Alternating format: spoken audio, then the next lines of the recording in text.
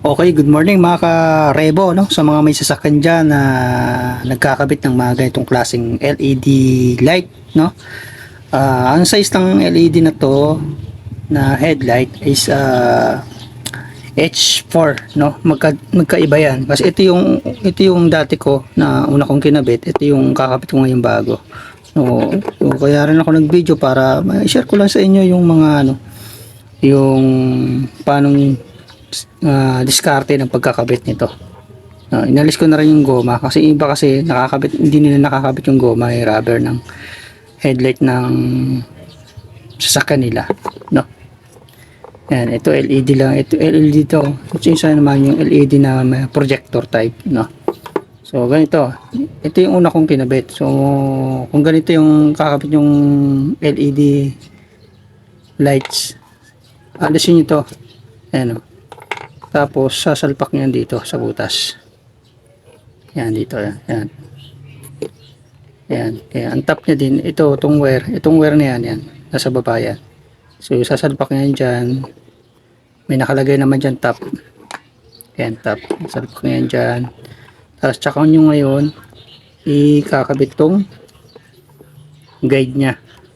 Yan, pinaka guide. Yan. Tapos sundin nyo lang yung guide dun sa likod ng headlight ng sasakyan nyo. Sundin nyo lang yan. To, may guide naman yun, hindi naman kayo magkakamali. Okay? Ganyan lang pagkakabit yan. Para makabit nyo yung rubber. Kasi iba kasi hindi nila alam yung diskarte. Kaya hindi nila makabit na maayos. So yun lang, ganun lang. Tapos kung ganito naman yung headlight, yan ganito, na projector, ito natatanggal to. Tanggal yan. Tapos ang pagkabit naman nito ganito. Yan. Kung kanina pag ganon, ito naman papunta naman dito. Yan, pag ganyan naman. Pag ganyan naman siya. So iyanin lang yung top. Yan. May top naman yan. Yan. Nakaganyan yan. Nakaganyan. Yan. Tapos ibabalik nyo yung pasok nyo muna pala tong wire. Tong wire na yan, pasok muna yan. Yan, dapat nasa labas yan eh. Yan. Pag naipasok nyo na yan, saka nyo ngayon ibabalik yung tinanggal nyo. Yan to. Yan. Yan, ganyan. Tapos iaalay nyo lang. Dapat nasa top. Yan. May naman nakalagay top. Yan. Yan, ganyan. Yan, yun. So, gano'n lang. Simpleng tips lang, no? Tapos papakita ko sa inyo paano ikabit dun sa pinakalikod ng headlight. Siya nga pala, ito yung kakabit ko, no? Kasi ito yung dati. So, nalalabuan na kasi ako dito sa dating kinabit ko. So, nagpalit ako. Ito yung kakabit ko na ngayon. Papakita ko sa inyo. So, yan, kakabit na natin, no? So, ang technique nyo, ayanin nyo muna ito.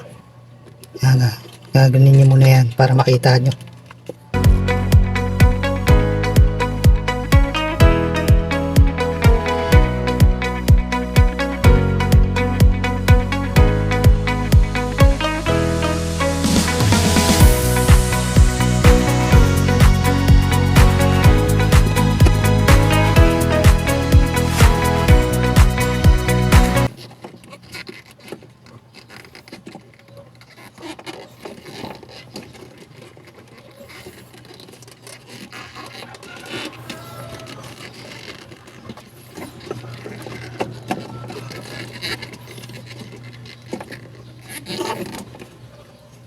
Yan.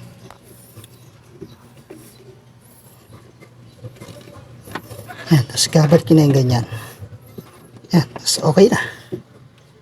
Yan, ganun lang. So yan, okay na. Ito yung yung kanyang balas.